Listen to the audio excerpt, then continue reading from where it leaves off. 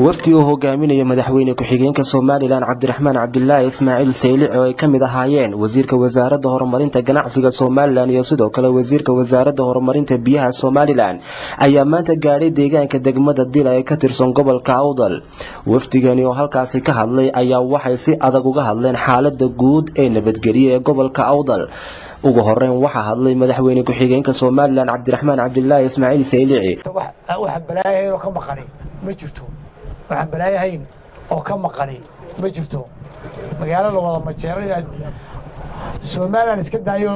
deegaanada Soomaaliyeed oo isha ku soo hayaan weeyaan marka taasina aqligu inuu shaqeeyo baa loo baahan yahay aqligu inuu shaqeeyo iyo loo baahan yahay haddii aqligu shaqeeyo waayo waa burbur iyo baaba iyo wixii ku xigayay burbur iyo baaba ku xigay horumarkii socon lahaa oo hoos u dhaca baa ku xigaya marka taasi waqtigeeda ka hadli doonaa insha Allah asan dareemaya tira saaka imaatikeeyay shaxshaxdii laajidka ka muuqanay waxba ku soo kordhay ku yadhax maqaano iska dhaxraadiya dhankiisa isaguna waxa hadalka qaatay wasiirka wasaaradda horumarinta ganacsiga Soomaaliland Xasan Saacad Saajin. 22 cishaybika waxaan ku mashquulahaa arrimaha sidii xal loo gaari lahaa koriyo hoosna waan ugu dhignay si kasta waan ula hadalnay laakiin se waxa doodaa meel dheer laga qeyliyay waxaan garan lahay gacanta ku laaban midna waan idin sheegaya qori baan wax ku raadinaynaa wax suuroobi kara ma ninka moogtahay aan ka soo qaato ugu horeeya ee suldaankaygii sheeganaya dee suldaanka waxaan u caleema saaray oo si qurux badan waliba aan ugu caleema saaray inuu reerka dhaqankiisa hogaamiyo uguma noo caleema saarin inuu moogtahay buura koro inuu qoriyo qaato aad iyo aad baan uga xumahay sidaa ugu dhaqmayo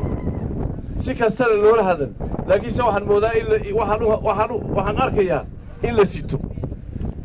qaran baan nahay qaranna moogtahay qoriyo lama hoos qaadan karo runtaadii sheegay reer tolkay maalmo dhaweeda buur agteenna iyaguna ay galeen si kasta waan ula hadal si kasta oo qurux badan waan ula hadal waan u ballan qaaday weliba wixii ay tabarayaan in wax alla wixii dadaal ay ka gali karaan ka galo laakiin se dhegnooma ay dhigan way dhaqayaan Shalal Cabdirasaaqna waxay u qaateen wayna kiyara afguduud alle waxay leeyahay waa saajid laakiin se waxay arki doonaan baan u malaynaya haddii moogtahay ay si fiican uga jawaabi doonaan talooyinka badan ee fiican ka gal ee waxaan u malaynayaa meelo kale iyo u jawaabi doonaan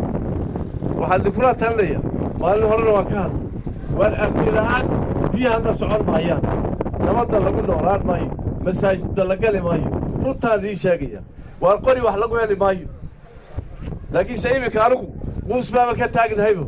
si kasta waa ula hadal si qurux badan waa ula hadal dhinac kasta odayaal la dhegaysan waa odayaal la dhegaysan waa anaka la dhegaysan waa qaran baan nahay qaranku xuduud u leeyahay waana nagu ixtiraamay in badan baana nagu ixtiraamay awood baa la lahaa laakiin se maxaa jira ixtiraamku waa la qaadan waay dhankiisa isaguna waxa hadalka qaatay wasiirka wasaaradda horumarinta biyaha Soomaaliland Salebaan Yuusuf Cali Koore. reer Dilo waxaan leeyahay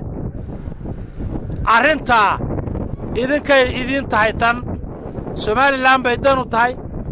gobolka Boorame ay dan u tahay gobolka Boorame haddaan ugu soo noqdo gobolka Awdal waa gobolka Soomaaliland inta uu jiray aan wali madaxtooyada ka dhamaan war miyaan been sheegayaa 8 sannadoodna madaxweyne yihiin 17 sannadoodna madaxweyne ku xigeen bay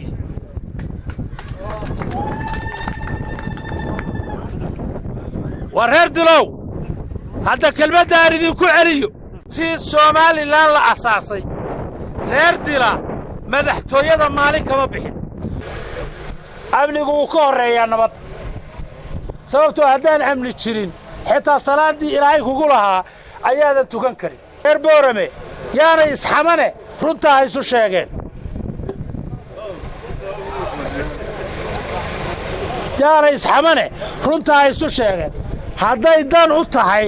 oo ay sida yada qori ku tartamayaanna ha isu sheegeen annagaa aragnay qorigu waxa uu yahay deegaankayaga ayaa laga gartaa annagaa ma jeeran lahayn waxa maanta boorame barwaaqada ka jirta annagaa garanayna idinku garan maysaan markaad waxbarasho la'aan caafimaad la'aan wiil yaroo qori sita nabadgelyo darro kala dambayn la'aan deegaanada aan anugu ka soo jeeda ayay ku dambaysay boorame waxaan leeyahay war wixii aad tabanaysaan miiska wada hadalka u taga Kamal Umar Tubeec telefishinka caalamiga ee badda cas 24 TV magaalada Boorama